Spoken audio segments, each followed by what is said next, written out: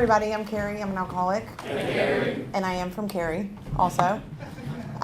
First of all, I want to say thank you so much to Mary Kay for having me come down here and share my story with you. And, you know, I was thinking earlier today that when I first got to Alcoholics Anonymous, I was so ashamed and my life was such a train wreck that I couldn't imagine any of the things that I had done and those horrific stories that I had would ever be of benefit to anybody to share those, and even those things that I was never going to tell anybody. And today, from what I've learned from being in Alcoholics Anonymous, it's those things that have become my greatest asset. And, you know, and so for that, I'm really grateful. And my sobriety date is January the 3rd, 2006.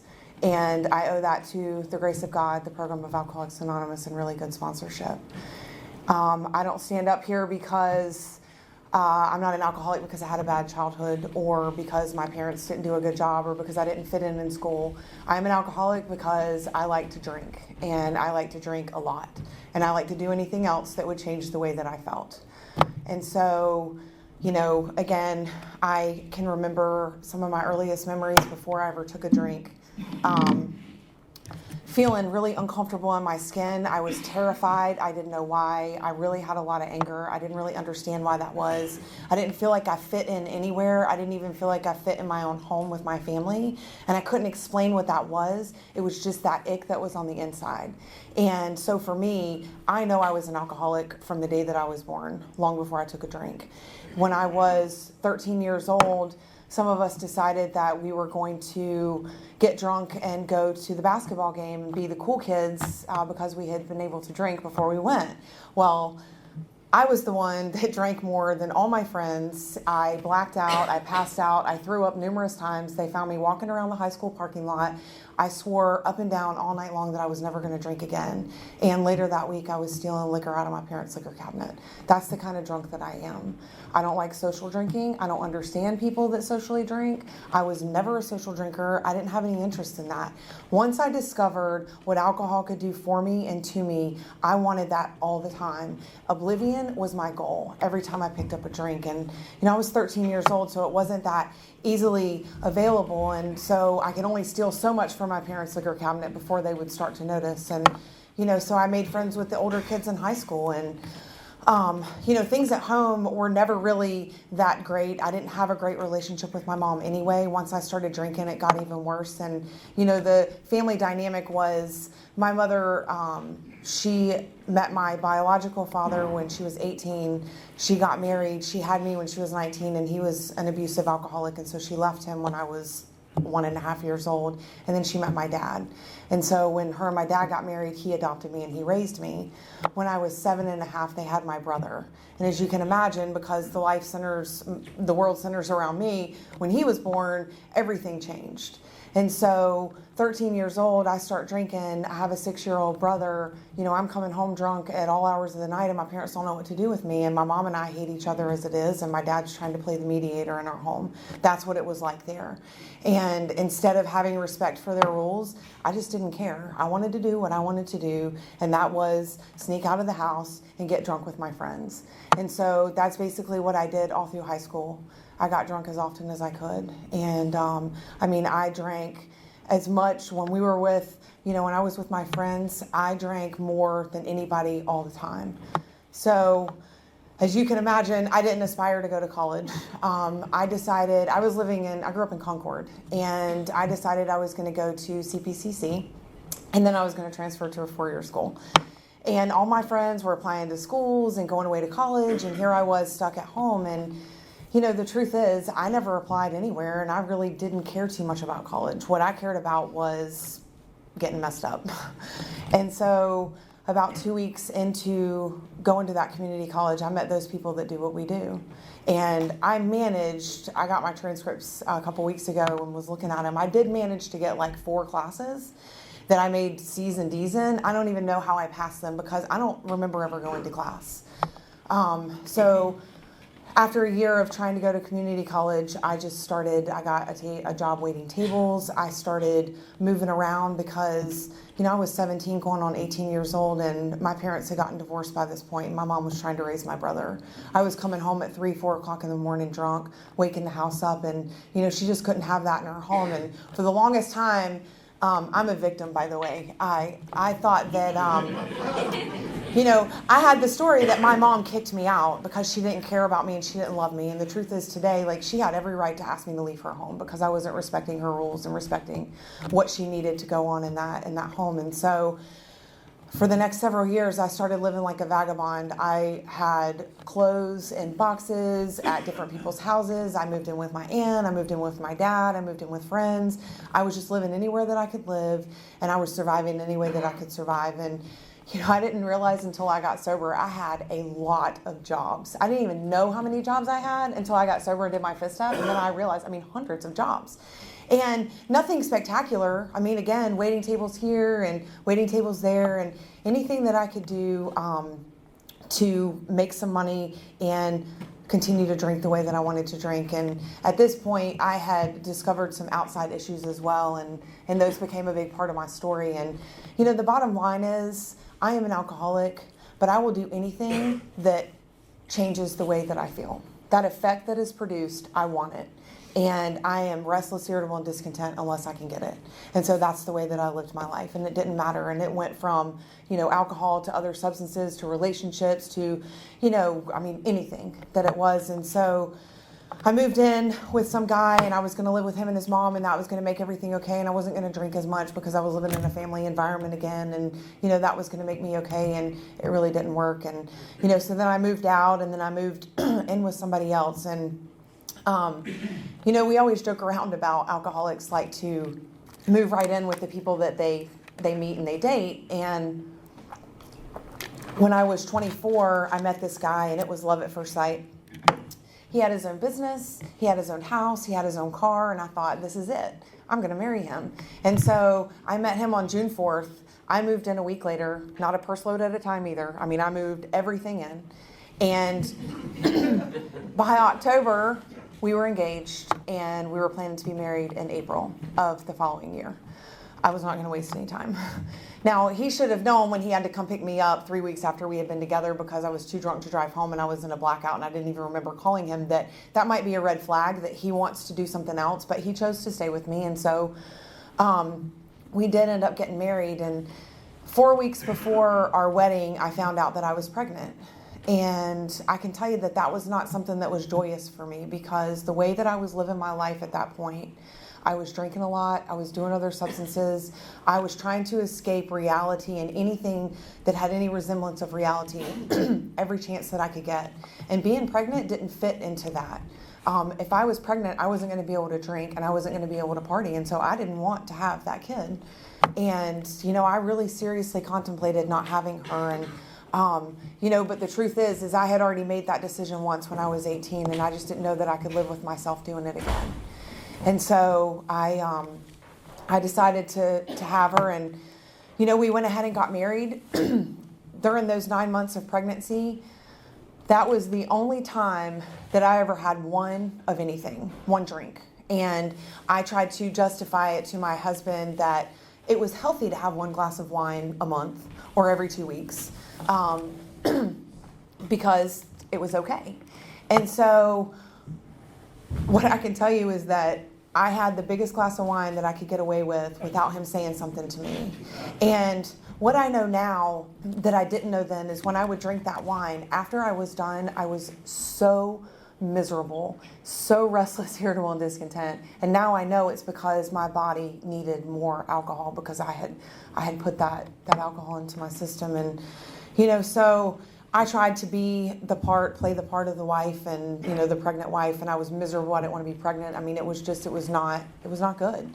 And, but I did all the things that moms to be do. And, Maddie was born in November of 2001, and I would love to tell you that I had her and we were in the hospital, and I looked at her and my life changed forever. And, I did look at her, and she was a beautiful little baby, and I just could not imagine the responsibility that came with having a kid.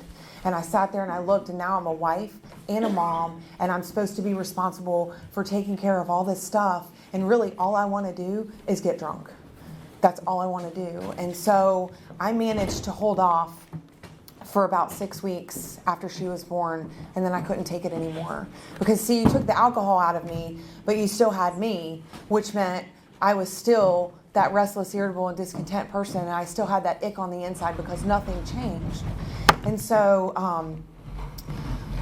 I started drinking again, and I started drinking pretty heavily, and we were living in Charlotte, and he was a plumber, and his business started to go down the tubes. And so when Maddie was 6 months old, we moved to Richmond.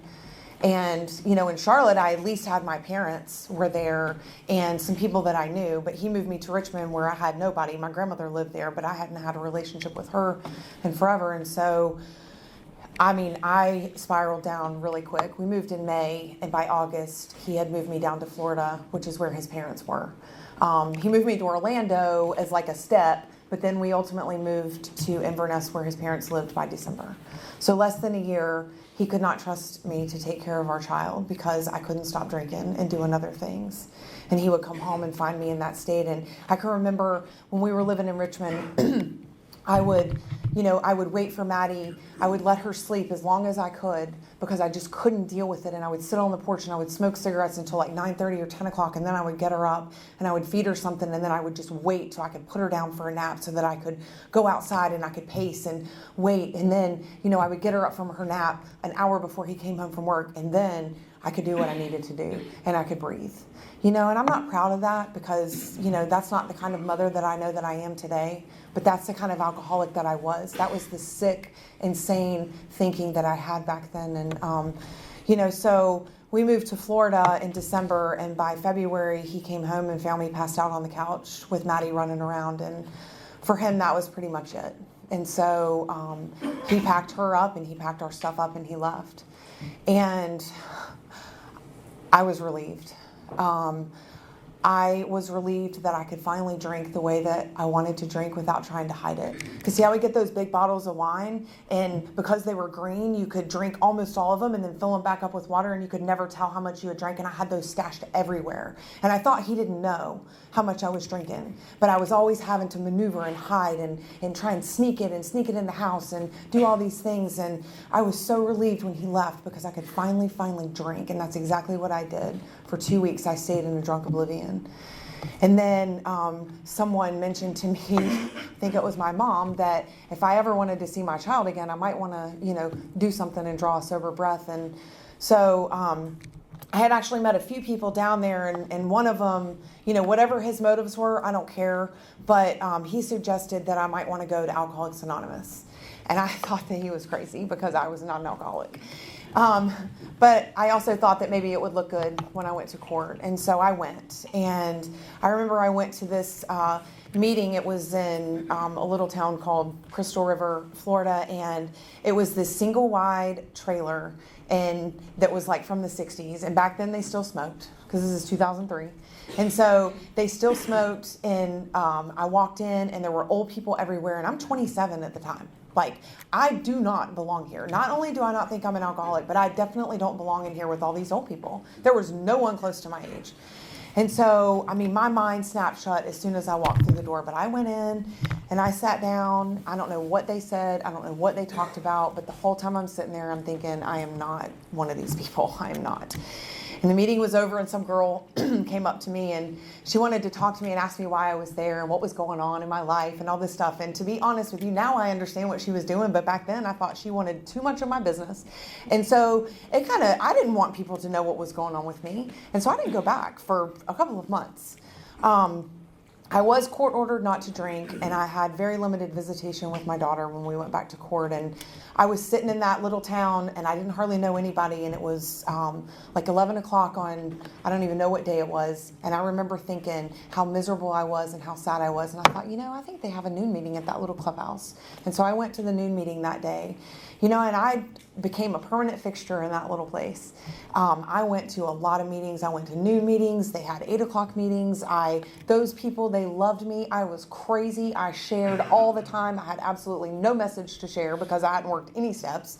I looked at those steps that were on the wall and I thought, yeah, that's not really going to happen for me for a number of reasons. There were a number of them that did not agree with the way that I thought that things should be in my life. And so I sat there for over a year, and again, I mean, pretty much every meeting I was in, I shared what I thought that y'all wanted to hear, and what I was doing was spreading the mess because I had absolutely no solution whatsoever. I did get visitation back with my daughter, and I was able to find a job. And, you know, that relationship with my mom that had been so bad for all those years, when I stopped drinking, it was July of 2003, her and I had started to build a relationship that we had never had before. And she was, you know, sending me cards of how proud she was. And she actually came down and visited and made sure that Maddie and I had a place to live when the divorce was final. And all these things that I had always wanted her to be. And, you know, and I wasn't drinking. And I can tell you I wanted to drink, but I just wasn't drinking. And so in January of 2004, she was 47 years old. She died suddenly. She had a stroke, and it was very unexpected. And I can tell you that I didn't pick up a drink right away when that happened. But those people in Alcoholics Anonymous, even as crazy as I was, and they knew it, I mean, they rallied around me, and they became my support system. And, you know, over the next 9 months, I hung on with a white knuckle because I wanted to drink so bad. See, I had no solution. Coming to meetings are a wonderful thing. I go to a lot of meetings now. I think that the fellowship and being a part of this thing, that if we're not in the middle, then we have a better chance of falling out. But meetings alone were not going to keep me sober. And that's what I was depending on because I was unwilling to work the steps. And so the day came where the pain got great enough, and I hated God so much for taking my mom and for her leaving and all this stuff that, you know, I decided that I was going to drink. And I had met a few people in Alcoholics Anonymous, and there was one in particular who I just thought he was so spiritual. And like every time he spoke, I just listened to him, and he just had this great message. And he was married at the time, but I remember I sat there, I went to the liquor store, and I got that bottle of wine, and I brought it home, and I put it on my counter, and I thought, if there's one person that can talk me out of drinking this, it's him. And I called him, and he didn't answer. And he did not call me back for 3 weeks. Well, I wasn't going to wait 3 weeks, and so I drank. And it's kind of funny to think back on, you know, how I was trying to control my drinking by drinking and doing other substances to just kind of, I was playing that game again. But that only lasted a couple of months. And then I really started drinking. And now I'm drinking with a vengeance, more so than I had ever thought about drinking before.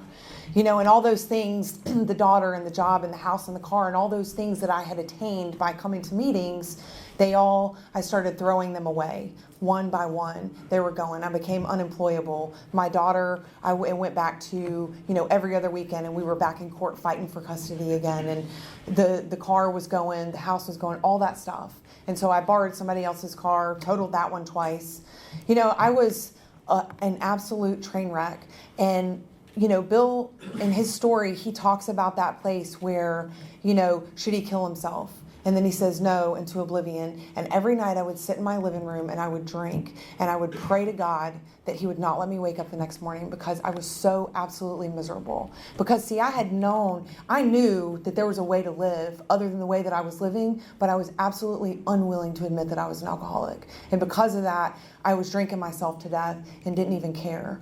I didn't care about my daughter. I didn't care about my family. I didn't care about any of that stuff. I wanted to get drunk, and that's all I cared about. And that's the kind of alcoholic that I am.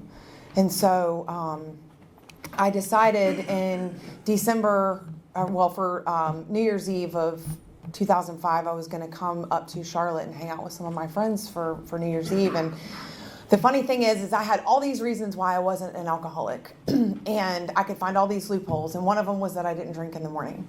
And I had started drinking in the morning, but I even justified that because it was champagne and orange juice, so it was sophisticated, so I really must not be an alcoholic. I believed that, though. That's the kind of thinking that I had. I truly, honest to God, believed that. And so I got in the car, and I drove 500 miles in a blackout. And I got pulled over, or I didn't get pulled over. I came out of the blackout about 70 miles south of Charlotte after hitting a car twice on the highway. And it was at that moment that I pulled over and I got out and I looked at that car and it was demolished on both sides. And I knew that that was not the only car that I had hit. And for me, That was my moment of clarity. Standing on the side of that highway, looking at that car, seeing all these cars going past me, and I'm looking, and for a brief moment, I can see the truth about my life for the first time ever. I'm able to see what it really is, not what I thought that it was. And it was in that moment that I was standing on the side of that highway that I wanted to be in a meeting of Alcoholics Anonymous more than I wanted to be anywhere else. Because I knew that I knew I was done. I was done. I was absolutely willing to do whatever it was that they asked me to do. And so I got in the car and I dialed 911 and I called the state troopers to come arrest me for a DUI. My husband loves that story. He thinks it's hilarious. You might know you're an alcoholic when you reach that point. And I was at that point because I didn't care what the consequences were anymore. I just didn't want to live the way that I had been living. I was so tired. I was so done. And the ironic thing is that 2 weeks before that happened, I was hanging out with some of my friends and I was sick, and so I was taking cold medicine, and I was basically having a chemistry experiment, and I actually overdosed, and they brought me back to life in the emergency room, and I'm sitting in the emergency room with all these wires in my arms, and I'm ripping them out, and I'm cussing the nurse out because I want to go home and drink, and that's exactly what I did. So for me, it took what it took. And I know today that it's only by God's grace that I get to stand here, because in the time that I've been here, there are so many people that have not made it back.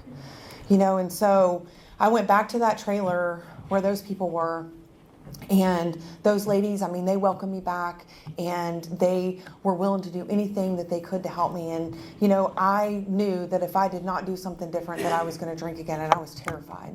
And keep in mind, everything's gone. It's done. I'm done. I have nothing. And, so where we lived, it was such a small place at that time. I knew that I knew if I didn't work the steps and I didn't go through the book like I'd heard them talk about, that I wasn't going to change. And so there were only 2 people that I knew of. Now looking back, there were probably way more. But at the time, there were only 2 people that I knew of that had been through the book as it's laid out, like Joe and Charlie do it, if any of you have heard Joe and Charlie. And one of them was a girl, and I had slept with her ex-husband while I was drinking, so I couldn't ask her to take me through the steps. And the other one was a guy. And they do say women with women and men with men for a reason. But I was so desperate. I genuinely asked him to help me because I needed help. And I really believe that he wanted to help me. He couldn't. And about when I was a month sober, that man that I had called when I bought that bottle of wine, he came back into my life. And, I don't think that there are any coincidences in Alcoholics Anonymous. I believe that God puts people in our life at the exact moment that we need them to be there for the exact reason that we need them to be there. I was in a meeting in another town that I had never been to in my life, and I happened to hear his name, and I went up and asked one of the old timers, who actually is now my sponsor's husband, and knowing him the way that I do, I asked him for Chuck's number, and he gave it to me. And knowing him the way that I do, he would not do that. So this man came back into my life, and I took all of the suggestions except for getting into a relationship. For some reason, that's really hard for most of us, but it is what it is. Because he moved me to that little town where that meeting was that day, and he took me to the people that he knew could help me. See, the funny thing is I thought that, because now he's divorced and he's, single and whatever, and so he's come back into my life, and I'm thinking we're going to go to these meetings and we're going to sit in the corner and clutch like monkeys and be like just this happy little couple, and life is going to be wonderful. And we would get that first meeting that we pulled up to. He was my security. I didn't know anybody. I didn't know any of these people at this meeting. We pull up, we walk up, and there's 3 ladies standing here, and he was like, "Oh, Keri, I don't think you know so-and-so, so-and-so, and so-and-so." And I was like, "No, I don't." And he was like, "Okay, well, now you do." And he walked off and leave me standing with these women. And he did this every meeting that we went to, because one thing that he did know, he had been sober long enough to know that he couldn't help me with this deal, but he knew the women that could. And so he took me to those women, and I found my sponsor, and she's my sponsor today. And, I asked her to be my sponsor because she scared me. She was 35 years sober at the time, and she had this white hair that came down, and every hair was in place. And I mean, she scared the crap out of me. But I can tell you that woman was exactly what I needed, because like I said, I was the victim. Oh, I was really a victim when I got sober. Even though I was done and I was willing to go to any lengths, if you had the life I had, then you would be the way that I am too. And, what that woman taught me is that I am not a victim, and that self-pity does not go with gratitude. And that if I want to stay sober, that I better start finding some gratitude for the life that I have. And so I was able to go through the steps and, just like it's laid out in the book. And I'm really grateful for those old timers where I got sober, because they taught me things that, I don't know that I would have learned anywhere else. And they took me through that book line by line, and they showed me everything that was in there. And, and when I did my 4-step, I can tell you that for the first time in my life, I got to see the truth about me in a way that I had never been able to see it before. Because before I got here, long before I picked up a drink, I had a perception of the way that the world was, and the way that things were, and the way people treated me, and it was their fault, and they did this and they did that. And, I get to Alcoholics Anonymous, and I get to put that stuff in black and white for the first time ever, and I get to see the truth about me, and that it really wasn't about them. And when I got here, I was pretty angry at God still. And I was in quite a quandary, because you come here, you see God, I hate him, and I know that that's not going to work. And, I was angry at him for taking my mother primarily was the main reason. And, and then the life that I had lived, I believed in God from a young age. But I lived my life like I didn't for all those years. And I was a bad person. I knew right from wrong, and I chose to do wrong anyway, because I wanted to do what I wanted to do. And so I then became concerned that, I don't particularly care for God, but I don't think he's going to care for me either, because of the way that I've lived my life. And then I got scared, like, what if this doesn't work for me? And my sponsor asked me to be willing to believe that she believed that there was something that could work in my life. And I was willing to do that. Because I didn't want to drink anymore. When I say willing to go to any lengths, I would do anything that woman asked me to do, and I still do today. And so I began to hear people share in meetings, and I began to hear what they said about their lives and how they had lived. And we went to a lot of speaker meetings down there, and I listened to a lot of speaker tapes, and I got to hear other people's stories. And I began to see that I'm not different than them, that they did some of the things that I did, and some of them did worse things. And then they talked about this relationship that they had with God. Because when I got to step 3, I didn't have a full out belief in faith. I believed that my sponsor believed. And what I believed was that I was going to continue on through the rest of the steps. And as the result of doing that, something was going to change in me. And I was going to develop a relationship that I had never known before. So the 4-step was the beginning of that for me. And, and then sharing my story with another human being. I did some really horrible things that I never was going to tell anybody about. And I was able to tell that stuff to my sponsor. And, it was in the beginning of that process, in the beginning of these steps, that for the first time, the hate that I felt started to melt away. I was really angry when I got here and scared of everything. And for the first time I got to see that, maybe it was me that had a part in that. That ex-husband of mine took my kid because I was a drunk and I couldn't take care of her, not because he was some jerk that was trying to punish me.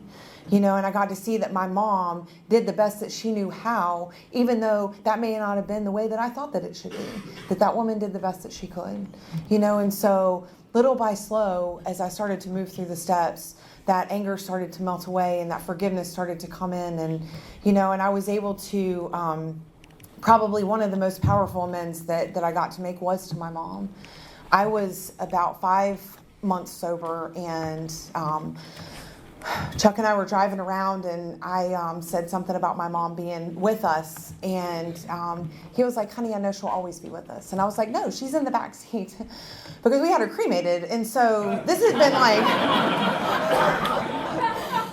been like 2 years. We're going on 2.5 years now. And I would occasionally, because I was having such a hard time letting that go, I was still so hurt. And, and so he was like, okay, we really got to do something about this. And I had written that amends letter to her. In the book, it talks about those people that we cannot see, we write them an honest letter. And so I had written a letter to my mom, and it was Mother's Day weekend, and we rented a sailboat and we went out, and it was a full moon, and we went out as the sun was going down and the moon was coming up, and I was able to read that letter to her and light it on fire, and then I was able to let her go. And about 30 seconds after I let her ashes go, I saw this shooting star go across the sky. And I knew that that was her and God. And she was saying thank you, because I had been torturing her memory for almost 2.5 years because I wouldn't let go the fact that sometimes things just are the way that they are. God has a reason, and I don't need to know what that is. And so I was able to make those amends to her. And that little girl that, my daughter, I would love to tell you that I got that custody back and I saw her and happily ever after. But the truth is that I didn't see her for the first year of my sobriety. And that was a consequence of the actions that I had taken. And her dad was really angry. The courts were really angry. And they pretty much told me that if I ever drank again, I would never see her. And so as the result of coming here and doing what I had learned to do in Alcoholics Anonymous, it was Christmas Eve, and the stepmom, because my ex-husband had gotten remarried by now, she called and she asked if I would like to come over and spend a couple of hours with Maddie on Christmas Eve. And that was, it had been almost a year since I had seen her, and they invited me into their home and, to spend time with my daughter. And so I went over and I was able to do that. And because it went so well, they asked me to come back the next day on Christmas Day and take her to a movie. And, and so I did that. And that has been a slow road. And she still doesn't live with me today. She lives with her dad in Florida. But I know, again, that things are exactly the way that they're supposed to be. I may not like it and I may not understand it, but they are what they are. And so we moved here when I was 2 years sober. My husband, Chuck, we actually did end up getting married. He got a job up here, and so we moved to Cary. And I had just turned 2. And I can tell you, moving in sobriety, if nobody's ever done it, it really sucks. It's worse than being new, because you go to a place and you know what to do, and you're either going to do it or you're not. When you're new, you don't really know what to do, and you get the guidance from your sponsor. But when you've been doing this for a little while, I knew that I had to do some things different. And so, what I've learned about Alcoholics Anonymous is that this isn't something that I can come here and I can be willing to surrender and get a sponsor and work the steps, and then life is good and that's all good and I can come to 1 or 2 meetings a week. That's not what sobriety has been about for me. When I was in my first 2 years of sobriety, I went to a noon meeting every day, and that was like a bonus meeting for me. And then we had a 5:30, and a lot of times we went to an 8, just depending on, what was going on. I was very, very involved in Alcoholics Anonymous and helping the girls that were coming into my life. And speaking of the girls that are in my life, before I forget to mention them, I want to say thank you to some of the girls that I sponsored for coming here with me tonight, because I wouldn't be here if it wasn't for girls like that have been in my life since I got sober, that God has given me the chance to help and share my story with. And, so we're here. And what my life is like today, I got 9 years January the 3rd, and my life is so full. I have all of the things that I thought sobriety was about. I got the job, I've got the marriage, I've got the house, I'm in school, I get visitation with my daughter, I have all those things. But when I look at that, those are just a bonus to the life that I get to live today. Because today when I wake up, I don't feel like I have to take something or drink something or do something that is going to change the way that I feel, other than get on my knees and thank God for being alive and being sober. I have a peace inside of me and a joy inside of me and a true happiness inside of me that I never ever thought. That's what I chased when I was drinking and doing all that stuff. I chased that, what I have today, what sobriety has given me. And I never got it when I was out there drinking and doing those things. And today I have that. And life is not a bowl of ice cream. I can tell you, I have had more painful things happen in sobriety than I ever thought about happening before sobriety. But what this program has given me is the ability to deal with that. It tells us several times in the book that this is a design for living that works and rough going. It's a design for living for everything. You know, I believe that book was divinely inspired, and I believe this program is divinely inspired. And, you know, so as long as I continue to show up and take the actions, I'm going to continue to get what it is that I'm getting. When I decide that I've had enough and I don't want to do that anymore, I'm going to get the result of that as well. And I've already had that, and I know what that's like, and that's not a fun life, and it's not a peaceful life. And, you know, I wouldn't trade my life for anything today. The way that I feel, the way that I am, the person that I am. We were in a meeting earlier this afternoon in Durham. My husband took me to the DAC for the first time, and they were talking about happiness. And this old timer back in Ocala, where I got sober, told me that happiness was an inside job, and I didn't understand that. But what I understand today is that it is an inside job, but I couldn't find that happiness and do those things and have what I have until I had gone through this process and gotten all that poison out of my soul and all that ick that was there from all those years of doing all that stuff that I had been doing.